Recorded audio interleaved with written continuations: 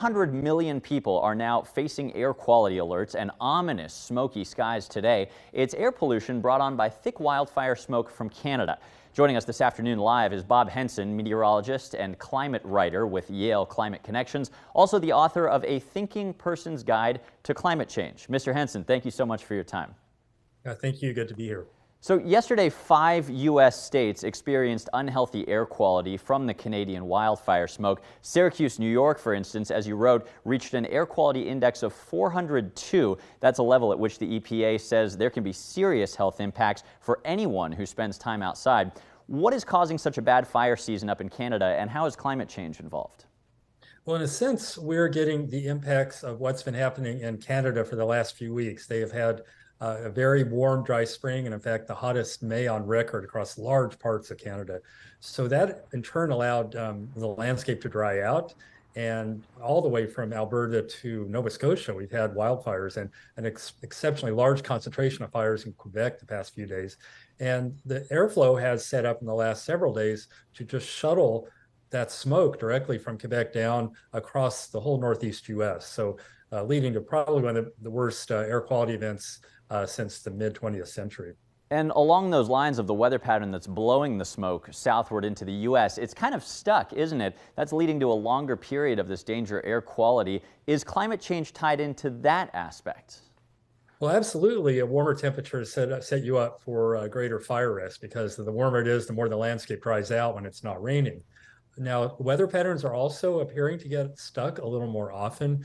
This is related to something called quasi-resonant amplification. And just to simplify that, basically, the pinballs rolling through the jet stream around the globe just tend to lock into place more easily, especially in the summertime. So this is an area of active research, but we're seeing that kind of thing play out right now, where much of the U.S. has just been stagnant, calm, not unpleasant, but it's pretty unpleasant when smoke gets poured down from Canada. Sure, it's one thing if New York City had this for 6 hours in a progressive weather pattern, but when they have it for 3 or 4 days, it's a much bigger issue. Now, we're only getting light amounts of the smoke here in central Texas, not dangerous levels at all. But in a warming world, could you conceivably see something like this impacting us in central Texas? Well, fortunately, central Texas is pretty far away from the kinds of forests that would produce really thick smoke plumes like this.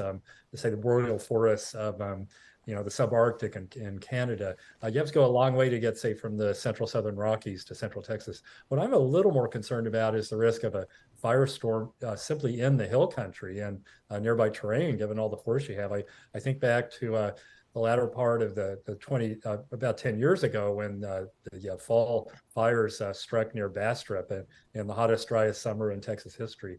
That kind of thing is becoming more likely every year and every decade. So I think that's something to really be cautious and concerned about. Sure, the Bastrop fires of 2011. Now, to zoom out for just a moment, let's talk about the public perception of climate change. Your colleague at Yale, Dr. Anthony Leibowitz, said on a call today that just 17% of Americans think that climate change poses a high risk to them. But as we see today, with smoke crossing international borders, there can be far-reaching risks from climate change that people might not think about. Absolutely. I think this is a hallmark illustration of how the weather and the climate don't stop at national borders, right? We've known this all along. Fronts travel around the globe.